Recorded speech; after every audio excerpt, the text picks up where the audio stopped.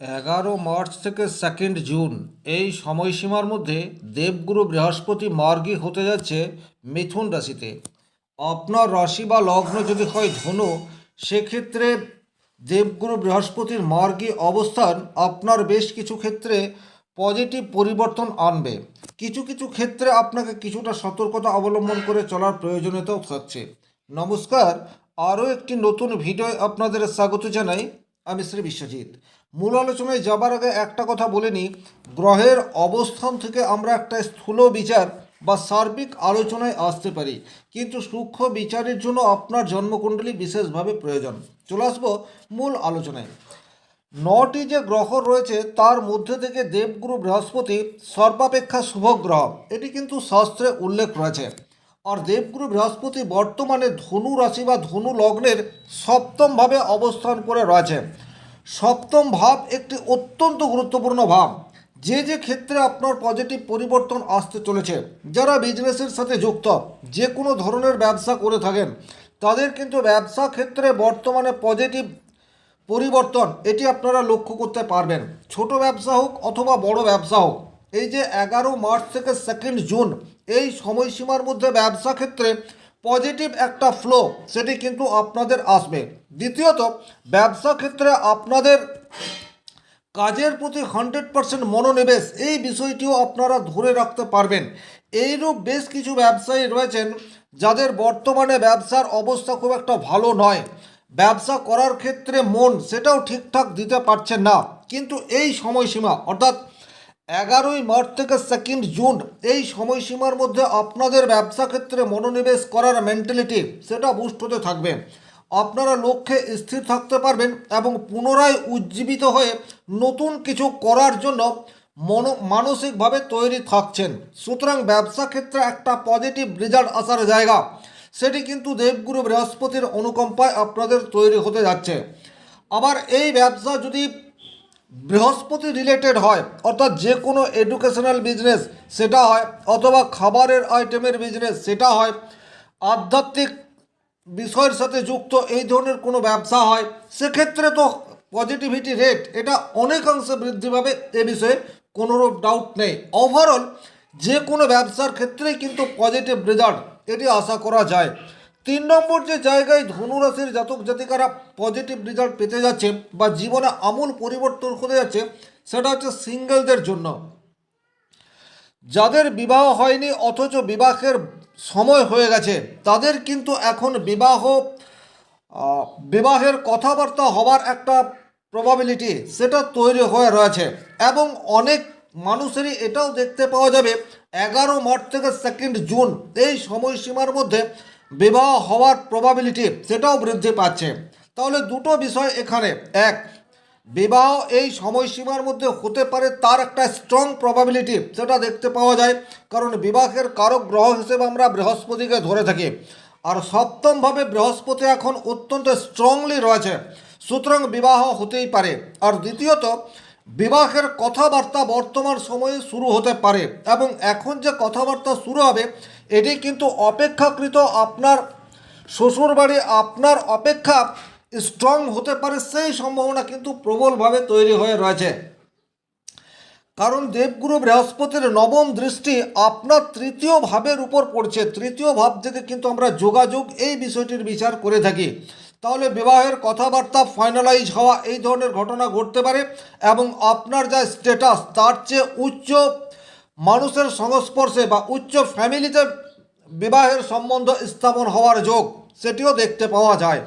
5 নম্বর, ধনুরাশি ধনুলগ্নের জাতক জাতিকাদের জীবনে যে ক্ষেত্রে পজিটিভ রেজাল্ট আসতে পারে সেটি হচ্ছে এমন কোনো ব্যক্তির সংস্পর্শে আপনি আসতে পারেন বা এমন কোনো ব্যক্তির সাথে আপনার যোগাযোগ তৈরি হতে পারে যে আপনার সমস্যার একটা স্থায়ী সমাধানের রাস্তা বলে দিতে পারে, অথবা টেনে হাত ধরে আপনাকে উপরে তুলতে পারে।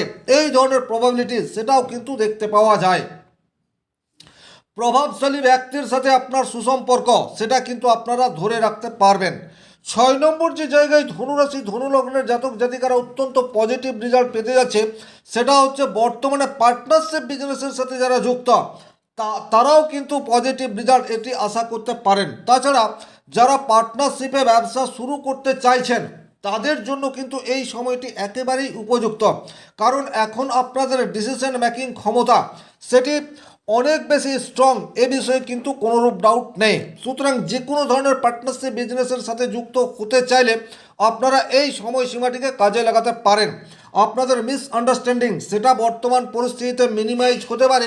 তাছাড়া পরস্পরের প্রতি বন্ডিং, আনুগত্য, সহানুভূতি, বিশ্বাস এগুলি আপনারা কিন্তু ধরে রাখতে পারবেন। সুতরাং যে কোনো ধরনের পার্টনারশিপ বিজনেস ওপেন করার জন্য বর্তমান সময়টি একেবারে উপযুক্ত। এর বাইরে যে জায়গায় আপনারা পজিটিভ রেজাল্ট পেতে পারেন সেটা হচ্ছে, এখন যদি আপনারা কোনো আইনি পরামর্শ নিয়ে থাকেন বা বাণিজ্যিকভাবে কোনো চুক্তি করে থাকেন, সেক্ষেত্রে কিন্তু পজিটিভ রেজাল্ট সেটি আপনারা ডেফিনেটলি আশা করতে পারেন। বাণিজ্যিক চুক্তি এখন আপনাদের জন্য অনেক বেশি ফলপ্রসূ প্রমাণিত হতে পারে। আইনি জট বা এমন কোনো বিষয় যে ক্ষেত্রে আপনারা সরকারের কাছ থেকে কোনো লাইসেন্সের জন্য অ্যাপ্লিকেশন দিয়ে রেখেছেন, দীর্ঘদিন ধরে সেটি দোদুল্যমান অবস্থায় রয়েছে, কিন্তু বর্তমান সময়ে আপনাদের লাইসেন্স প্রাপ্তির ক্ষেত্রে একটা পজিটিভ রেজাল্ট সেটিও আসতে চলেছে। নতুন করে আপনারা বিজনেস শুরু করতে চাইছেন, কোনো লাইসেন্সের প্রয়োজন আছে, এই সময়সীমার মধ্যে আপনারা আবেদন করতে পারেন। সেক্ষেত্রে কিন্তু অতি দ্রুত আপনাদের আইনি জটিলতা সেটা কাটতে পারে। ওভারঅল সিঙ্গেল ব্যবসা হোক অথবা পার্টনারশিপ ব্যবসা হোক, বর্তমান সময়ে পজিটিভ রেজাল্ট পাওয়ার জায়গা সেটি যথেষ্ট স্ট্রং, এ বিষয়ে কিন্তু কোনো ডাউট নেই। 8 নম্বর যে জায়গায় আপনি পজিটিভ রেজাল্ট আশা করতে পারেন, সেই জায়গাটি হচ্ছে আপনার দীর্ঘদিনের কোনো স্বপ্ন, সেই স্বপ্নের বাস্তবায়ন এই সময়সীমার মধ্যে হয়ে যেতে পারে। দেবগুরু বৃহস্পতি মিথুন রাশির ঘরে রয়েছে, তার পঞ্চম দৃষ্টি তুলা রাশির ঘরে পড়বে, এবং তুলা রাশি হচ্ছে ধনু রাশি সাপেক্ষে একাদশ ভাব। একাদশ ভাব থেকে কিন্তু আমরা সার্বিক সফলতা বা দীর্ঘদিনের কোনো ইচ্ছা তার পূর্তি এই বিষয়টির বিচার করে থাকি। তাহলে দেবগুরু বৃহস্পতির দৃষ্টি সেটা অমৃত সমান। পঞ্চম ভাবে দেবগুরু বৃহস্পতির দৃষ্টি আপনার স্বপ্ন সেটি বাস্তবায়ন করতেই পারে, এবং এই বাস্তবায়ন 11 মার্চের পর হওয়ার প্রবাবিলিটি সেটা স্ট্রং। তার কারণ হচ্ছে এই সময়সীমার মধ্যে তুলা রাশির অধিপতি গ্রহ শুক্র সে মীন রাশির ঘরে উচ্চ ক্ষেত্রে অবস্থান করবে 2 মার্চ থেকে 26 মার্চ। এই সময়সীমা পর্যন্ত শুক্র স্ট্রং। সুতরাং একাদশভাবে যখন মাফ করবেন 11 মার্চ থেকে 26 মার্চ এই সময়সীমার মধ্যে কিন্তু আপনাদের কোনো দীর্ঘদিনের স্বপ্ন পূরণ হওয়ার যোগ সেটি দেখতে পাওয়া যায়। এই যে দীর্ঘদিনের কোনো স্বপ্ন, এটা এক একজন মানুষের এক এক রকম হতেই পারে, কিন্তু সেই স্বপ্ন বাস্তবায়নের রাস্তা সেটি কিন্তু তৈরি হতেই পারে। 9 নম্বর যে জায়গায় আপনি পজিটিভ রেজাল্ট আশা করতে পারেন সেটি হচ্ছে, হঠাৎ করেই সন্তানের সাফল্য সেটি আপনার সামনে চলে আসতে পারে। সন্তান এমন কোনো কাজ করতে পারে যার ফলে কিন্তু আপনি গর্ব অনুভব করলেন। সেটা সন্তানের যে কোনো ধরনের সাফল্য হতে পারে, এডুকেশনাল হতে পারে, অথবা কেরিয়ারে কোনো বিগ অ্যাচিভমেন্ট, সেটাও এই সময়সীমার মধ্যে সন্তানের প্রাপ্ত হবার জায়গা সেটি স্ট্রংলি দেখতে পাওয়া যায়। লাইফ পার্টনারের রোজগার বৃদ্ধি হওয়ার যোগ সেটিও কিন্তু বর্তমান পরিস্থিতিতে অত্যন্ত স্ট্রংলি রয়েছে। লাইফ পার্টনার বর্তমান সময়ে কর্মক্ষেত্রে কোনো প্রমোশন পেয়ে গেল, এই ধরনের ঘটনা ঘটে যেতে পারে, অথবা ব্যবসা ক্ষেত্রে হঠাৎ করে নতুন কোনো ড্রিল সাকসেসের সাথে কমপ্লিট করে ফেললো, এই ধরনের কোনো ঘটনা ঘটতে পারে, অথবা কোনো জয়েনিং লেটার সেটাও আসতে পারে। সুতরাং বর্তমান পরিস্থিতিতে কিন্তু ব্যবসা এবং লাইফ পার্টনার দাম্পত্য জীবনে দেবগুরু বৃহস্পতির একটি পজিটিভ ইম্প্যাক্ট সেটা ডেফিনেটলি আমরা আশা করতে পারি। তবে এই যে আমি পজিটিভ কথাগুলি বললাম, আপনি কতটা পাবেন সেটা কিন্তু ডিপেন্ড করছে আপনার জন্মকুণ্ডলিতে দেবগুরু বৃহস্পতি কতটা স্ট্রংলি রয়েছে তার উপর। তবে আপনার ধনুরাশি ধনুলগ্ন, কিন্তু বৃহস্পতি যদি রাহুর সান্নিধ্যে চলে আসে, অথবা 6, 8, 12 এই সমস্ত ঘরের সাথে কানেক্টেড করে, অথবা বক্রী অবস্থায় থাকে, সেক্ষেত্রে কিন্তু কিছু কিছু ক্ষেত্রে আপনাকে কিছুটা সতর্কতা অবলম্বন করে চলতে হবে। সবচেয়ে প্রথমেই আপনাকে যে জায়গায় সতর্ক হয়ে চলতে হবে সেই জায়গাটি হচ্ছে, যে কোনো ধরনের বিগ সিদ্ধান্ত নেওয়ার পূর্বে একটু রিসার্চ করার প্রয়োজনীয়তা সেটি কিন্তু থাকছে। ব্যবসায়িক ডিল ডেফিনেটলি আপনাদের পজিটিভ ইম্প্যাক্ট আসবে, কিন্তু আপনার জন্মকুণ্ডলিতে বৃহস্পতি অত্যন্ত নেগেটিভ, সেক্ষেত্রে কিন্তু পার্টনারশিপের সাথে ভুল বোঝাবুঝির একটা রাস্তা সেটা তৈরি হতে পারে। কিন্তু আমি বলবো কোনো ছোটোখাটো বিষয় নিয়ে আপনার পার্টনারের সাথে মতবিরোধ সেটা তৈরি হতে পারে, কিন্তু পার্টনারশিপ ব্রেক করবে না, তাতে কিন্তু অদূর ভবিষ্যতে প্রবলেম ক্রিয়েট হতেই পারে। 2 নম্বর যে জায়গায় আপনাদের প্রবলেম তৈরি হতে পারে সেটি হচ্ছে আপনাদের দাম্পত্য জীবনে কিছুটা ভুল বোঝাবুঝি সেটা কিন্তু তৈরি হয়ে যেতে পারে। খুব ছোট্ট বিষয় আপনাদের কাছে অনেক বড় বলে মনে হতে পারে, আখেরে কিন্তু আপনি এখন অনেক বেশি ইগোয়েস্টিক এই বিষয়টি হয়ে যেতে পারেন। আমিত্বের প্রকাশ এটি আপনার মধ্যে বিশেষভাবে দেখতে পাওয়া যাবে। ডমিনেট করার নেচার সেটি কিন্তু আপনার বর্তমান সময়ে অনেক অধিক মাত্রায় প্রকাশ পেতে পারে। সুতরাং যে কোনো ধরনের ছোটোখাটো ভুল বোঝাবুঝি যদি তৈরি হয় সেটিকে কিন্তু একটা কম্প্রোমাইজের রাস্তায় আপনাকে ডেফিনেটলি হাঁটতে হবে। 3 নম্বর যে জায়গায় আপনাকে কিছুটা সতর্কতা অবলম্বন করে চলতে হবে সেটি হচ্ছে সন্তানের সাথে কোনো ধরনের গোলযোগ সেটি কিন্তু তৈরি করলে হবে না। বিশেষ করে এডুকেশনাল সেক্টরে আপনার ছেলে মেয়ে বর্তমান সময়ে হয়তো মাধ্যমিক পরীক্ষা বা উচ্চ মাধ্যমিক পরীক্ষা দিয়েছে এবং সে একটা সাবজেক্ট নিয়ে পড়ার কথা চিন্তাভাবনা করে রেখেছে, আপনি আপনার মতবাদ সন্তানের উপর চাপিয়ে দেবেন না, সেক্ষেত্রে কিন্তু সন্তানের ভবিষ্যৎ সেটা নেগেটিভ হয়ে যেতেই পারে। সুতরাং তার সিদ্ধান্ত তার মতো করে তাকে নিতে দিন। হ্যাঁ, আপনি পরামর্শ দিতে পারেন কিন্তু পরামর্শ মানার জন্য বাধ্য করবেন না। 4 নম্বর যে জায়গায় আপনাদেরকে কিছুটা সতর্কতা অবলম্বন করে চলতে হবে সেই জায়গাটি হচ্ছে অতিরিক্ত উদারতা। বর্তমানে আপনাকে আপনার সোসাইটির মানুষ বা আপনার ফ্যামিলির মানুষ ব্যবহার করে ফেলতে পারে। সুতরাং এখন আপনি অনেক বেশি উদার এই ধরনের হবেন না, বা অনেক বেশি রাগান্বিত হয়েও কোনো সিদ্ধান্ত নেবেন না।